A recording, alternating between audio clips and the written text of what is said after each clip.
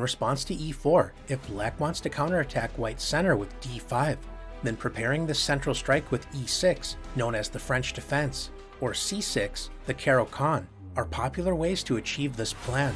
A more confrontational, as well as controversial path is to strike in the center immediately with d5, challenging white's e4 pawn immediately. This turns the game into the Scandinavian defense.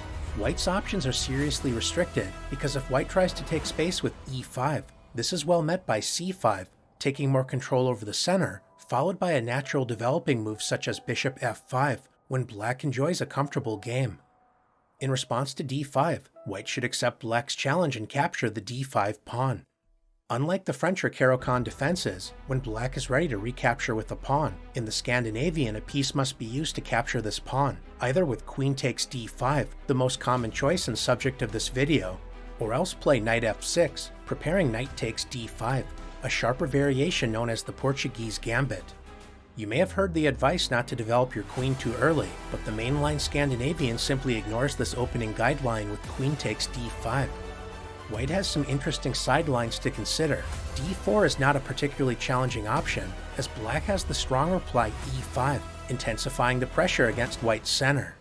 Knight f3 is a more serious option to explore, when black can respond actively with bishop g4, pinning the knight to the queen, leading to a sharp opening struggle.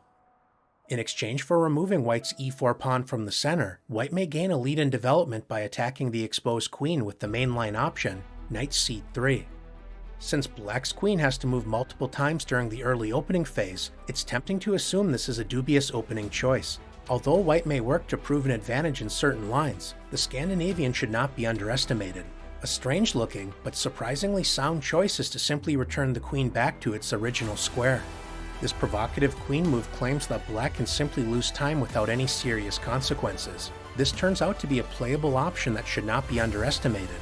White is able to take more space in the center with the sensible d4. This emphasizes a key theme in the Scandinavian. White played knight c3, gaining a tempo against the queen, preparing to challenge black's provocative play by controlling the center with d4. As sensible and strong as this choice is, controlling the center with d4 is not a one-sided advantage. The semi-open d-file allows black's queen to add pressure against d4, and the knight on c3 prevents white from reinforcing this central stronghold with c3. This suggests there is more to the Scandinavian than meets the eye, and black is certainly not without resources as well. A typical way for the game to continue is with knight f6, developing flexibly while waiting to see how white may reply. The immediate bishop c4 is one sensible choice, when black has the surprising option of a6, with the idea of preparing counterplay on the queen side with b5, as well as striking in the center with c5, provoking interesting play. White's most popular response has been the natural knight f3, helping support the center. If black wants to provoke complications, then preparing a kingside fianchetto with g6 may be considered, as was tried by Grandmaster Hikaru Nakamura in a high-profile chess Olympiad game. This proved to be a risky decision, especially as white already enjoys a space as well as time advantage. A more solid path was played by world champion Magnus Carlsen, pinning the knight with bishop g4. Instead of trying to create sharp complications, black's idea is to trade the light-squared bishop, followed by setting up the restraint structures c6 and e6, a resilient structure that is difficult to break down. His opponent, Grandmaster Fabiano Caruana, challenged the bishop with h3 immediately, an idea we'll explore in a moment. But it's worth noting that if white decides to activate the light-squared bishop with bishop c4, pointing directly at black's vulnerable f7 pawn, black needs to be careful. We mentioned that black's plan is to play e6 and c6. Does it matter which pawn is moved first? In this case, playing c6 first would be a serious mistake, as white can play the disruptive shot bishop takes f7 check, attracting the king to f7, when white pounces on black's weaknesses with knight e5 check, forking the king and bishop when white will regain the piece, emerging up a pawn with a tremendous advantage. c6 leads to immediate disaster, so black should restrict white's light-squared bishop by first playing e6. White is able to gain the bishop pair with h3. Retreating the bishop with bishop h5 is a risky decision, as white can play g4, expanding on the king side, followed by queen e2, aligning with the enemy king and preparing queenside castling, building a strong initiative. A more solid approach is to exchange minor pieces with bishop takes f3. Queen takes f3. The d4 pawn is seemingly unprotected for a moment, but queen takes d4 is a serious mistake, as this allows queen takes b7, attacking the unprotected rook on a8. A good way to deal with this queenside pressure is completing the restraint structure with c6. White enjoys the bishop pair, but after trading the light-squared bishop, black immediately creates a light-square structure with pawns on c6 and e6, the same structure as the solid Caro-Kann defense, restricting the light-squared bishop while making it difficult for white's knight to enter black's territory.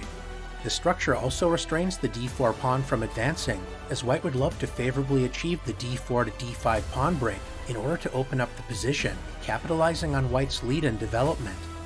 The d5 square is well supported, and black may decide to plant a knight on that square in the future. Now that queen takes b7 is no longer a threat, queen takes d4 is in the air, gaining a tempo against the bishop. So white sensibly reinforces the center with bishop e3. Bishop e7, followed by kingside castling, is a reasonable option, and black may also decide to remain flexible with knight b to d7. The knight supports the center and may later harass the light-squared bishop with knight b6, and possibly occupy the d5 square. One option for white is to castle kingside, preparing to centralize the rooks, enjoying a central space advantage with more active pieces. Black may respond with bishop e7, followed by kingside castling, or else decide to make the bishop more active with bishop d6, leading to an interesting position well worth exploring. If white would prefer to sharpen the game, then there's the double-edged option of castling queenside. White is ready to expand on the kingside with g4 and h4, building a dangerous initiative on the kingside. Black may decide to respond with knight b6, gaining a tempo against the light-squared bishop, followed by generating counterplay on the queenside with a5. White's space and time advantage, in addition to more active pieces, may offer white the better chances, but black is certainly not without resources in this sharp struggle. The direct bishop c4 is an important line worth examining, but white's main choice has been to confront black's bishop immediately with h3. Once again, bishop h5 is well met by g4, so we see a similar position arise after bishop takes f3, queen takes f3, once again attacking the b7 pawn. Grandmaster Carlsen limited the scope of white's queen with c6. Grandmaster Caruana played the interesting knight e2, supporting the center while opening up a path for the c-pawn to later advance. White also prepared g4, grabbing space and preparing bishop g2. In response to g4, Carlsen played queen d5, offering an exchange of queens and setting the stage for an interesting positional struggle in which the world champion ultimately prevailed with the black pieces. Defending the d4 pawn with bishop e3 is also a sensible choice, but delaying the development of the light-squared bishop also affords white the extra option of playing the active bishop f4. With the light-squared bishop on c4, queen takes d4 would simply win a pawn while attacking this unprotected piece, but without the bishop on c4, black should not be too eager to capture the pawn, as white has the surprising shot knight b5. If black decides to capture the b2 pawn, attacking the rook, this is well met by knight c7 check, followed by rook d1 check when black's position falls apart. If black accepts the knight with c takes b5, hoping that white will immediately play queen takes b7, which allows an exchange of queens with queen e4 check, with or without first inserting the disruptive queen b4 check. When we analyze the Scandinavian, it's important to remember that black's position is certainly playable, but granting white a significant lead in development is not a decision to take lightly. Instead of playing queen takes b7, white's developmental advantage is on full display with bishop b5 check, preparing to meet knight b to d7 with queen takes b7, attacking the unprotected rook on a8. In this case, forcing the exchange of queens with queen e4 check is not a good idea, because after queen takes e4 and knight takes e4, white has the powerful response bishop c6, forking the rook and knight on e4. And if black tries to move the rook to safety and support the pinned knight with rook d8, white's bishop pair, combined with the active queen, is simply too much to handle after bishop c7. The rook is run out of safe squares, and black's position is in serious trouble.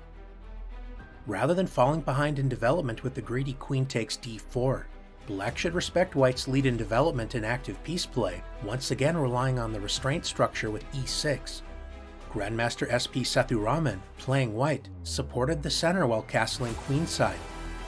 His opponent, International Master John Bartholomew, well known for his support of the Scandinavian, demonstrated another way to activate the dark squared bishop with bishop b4. Threatening bishop takes c3, followed by knight d5. Centralizing the knight with knight e4 is certainly possible, but after the exchange knight takes e4, queen takes e4, black has the strong reply queen d5, forcing an exchange of queens as the a2 pawn is unprotected. We see the same idea after knight e2, preparing to maneuver toward the king side while clearing the path for the c-pawn to advance. John took the opportunity to exchange queens with queen d5. A thematic idea in the queen d8 Scandinavian, white's attacking chances are greatly reduced if the queens are exchanged, increasing the solidity of black's play. Since queen takes f3, as well as queen takes a2 is in the air, white has to allow the exchange of queens. Queen b3 was an interesting alternative to exchange queens without allowing black to regain a pawn in the center. But white decided to play queen takes d5, allowing black to play c takes d5, regaining a central pawn presence when white evicted the dark squared bishop with c3, while also supporting the d4 pawn. The bishop on f4 prevents black's bishop from enjoying the active d6 square, so the bishop settled for the solid but less active e7 square. White prepared to complete development with knight g3. Black sensibly activated the other knight with knight c6, when white's light-squared bishop entered the game on the active d3 square.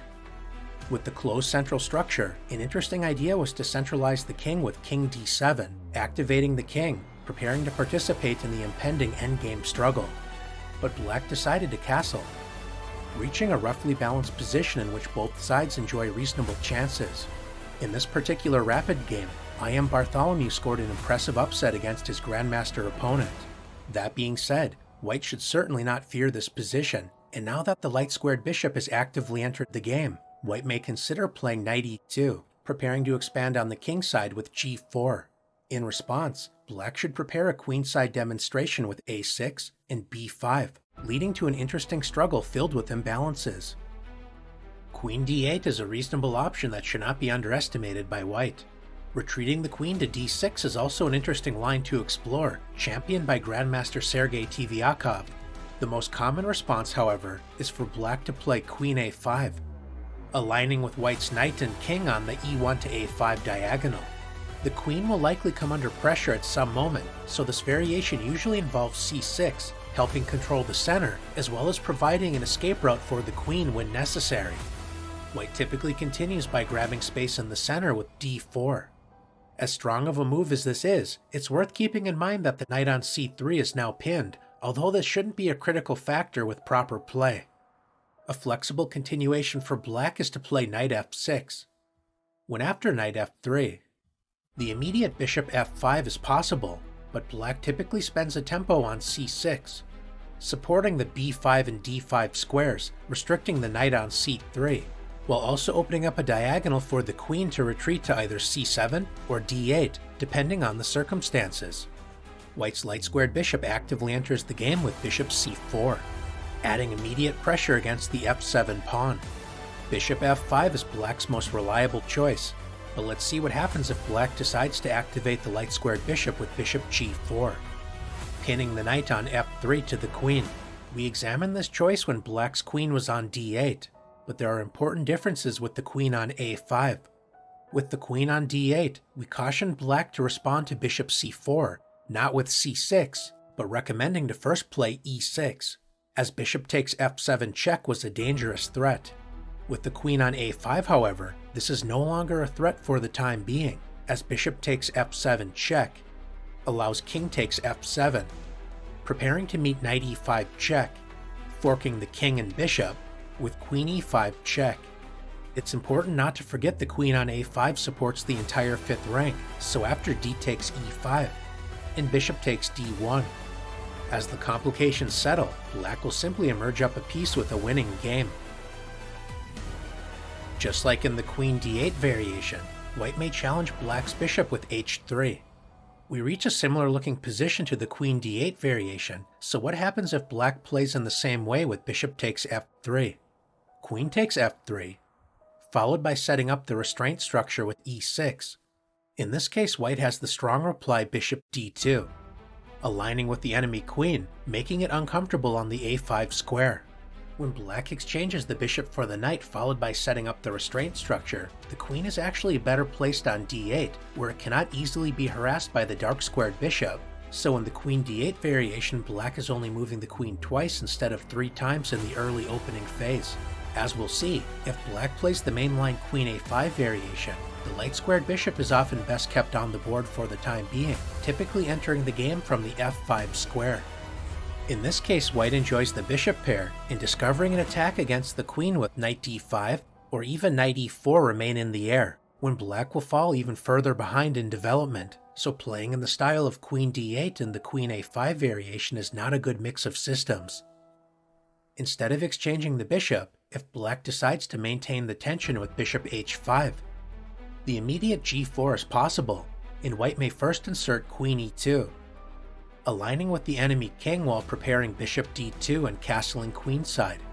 After black's other knight enters the game with knight b to d7, white may decide to challenge the light squared bishop with g4, preparing to meet bishop g6 with bishop d2, unpinning the knight while aligning with black's queen. Revealing the bishop's attack against the queen with knight d5 is in the air, so black is under serious pressure. The bishop on d2 does block the queen's protection of the c2 pawn.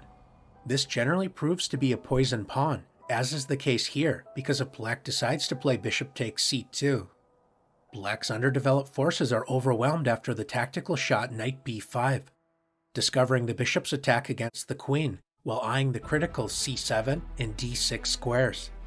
Queen d8 would allow the unfortunate smothered mate knight d6, taking advantage of the pinned e7 pawn. And if black plays queen b6, white can take advantage of the pinned e7 pawn with knight d6 check, forcing king d8, allowing the deadly fork knight takes f7 check, forking the king and rook.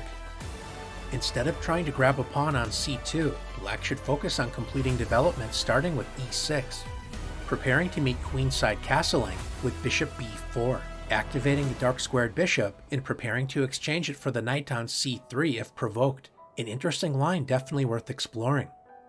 A more forcing choice for white is to play knight d5, discovering the bishop's attack against the queen, when the Scandinavian queen returns home with queen d8.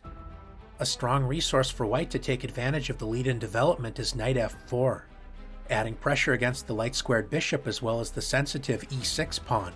Black's best response is likely bishop d6, allowing white to gain the bishop pair with knight takes g6, followed by castling queenside. White enjoys the more active position, but black is certainly still in the game.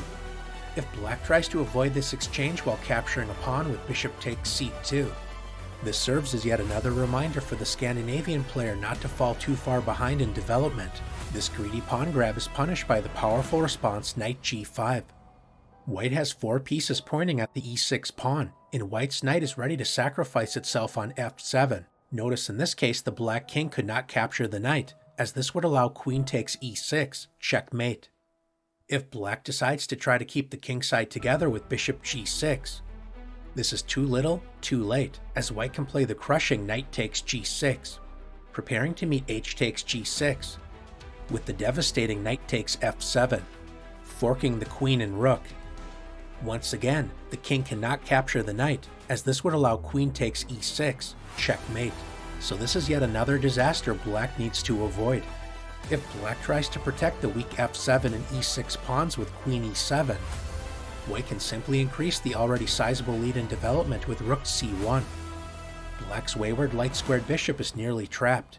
Bishop a4 allows b3, when after bishop b5, black's passive position simply falls apart after bishop takes b5, opening up the queenside for white's superior forces.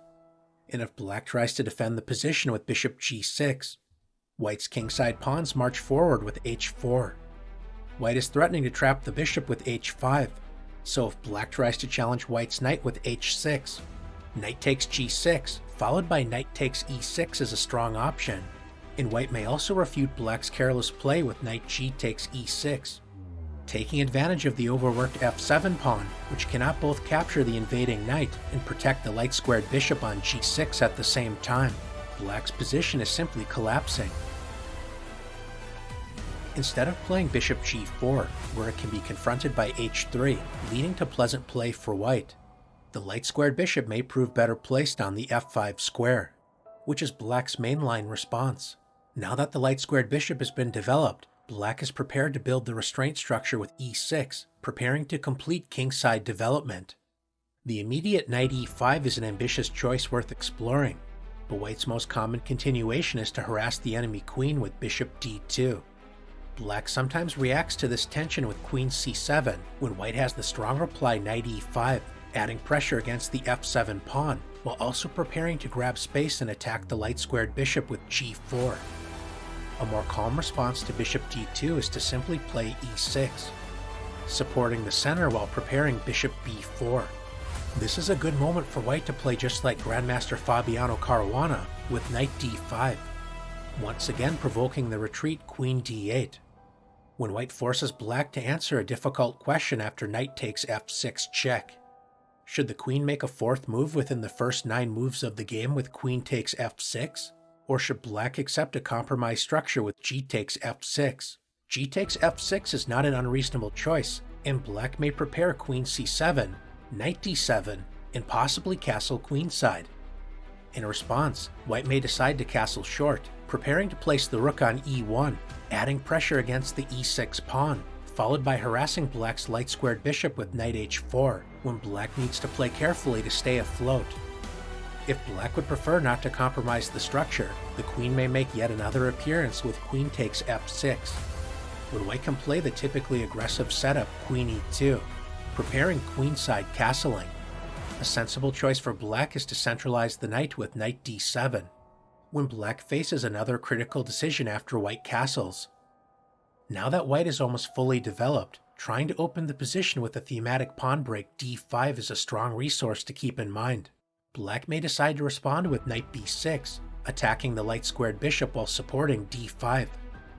And another instructive choice is bishop e7, unpinning the e6 pawn at the expense of depriving the queen a natural escape route, inviting white to play bishop g5, forcing queen g6, when after bishop takes e7, king takes e7. Black has lost the right to castle, so the position is being stretched to its limit. That being said, there's no decisive breakthrough available just yet, so black may prepare to castle by hand with rook h to d8, followed by king f8. As is the case in most of these lines, white enjoys a more active, comfortable game, but black's position remains resilient, so white should not expect to simply destroy black's opening play. The Scandinavian is a confrontational opening that challenges white's ability to control the action from the very first move. Black succeeds in removing white's e4 pawn from the action, but will pay the price of falling behind in development. Moving your queen out too early is generally not recommended, but with careful play, the Scandinavian is a viable option. White should enjoy a lead in development with a central space advantage, so white can often build a more active position with the ability to unleash a dangerous initiative if black is careless. Thanks for exploring the Scandinavian Defense, and now you have some interesting ideas to explore the next time black's queen makes its debut on the second move in the game.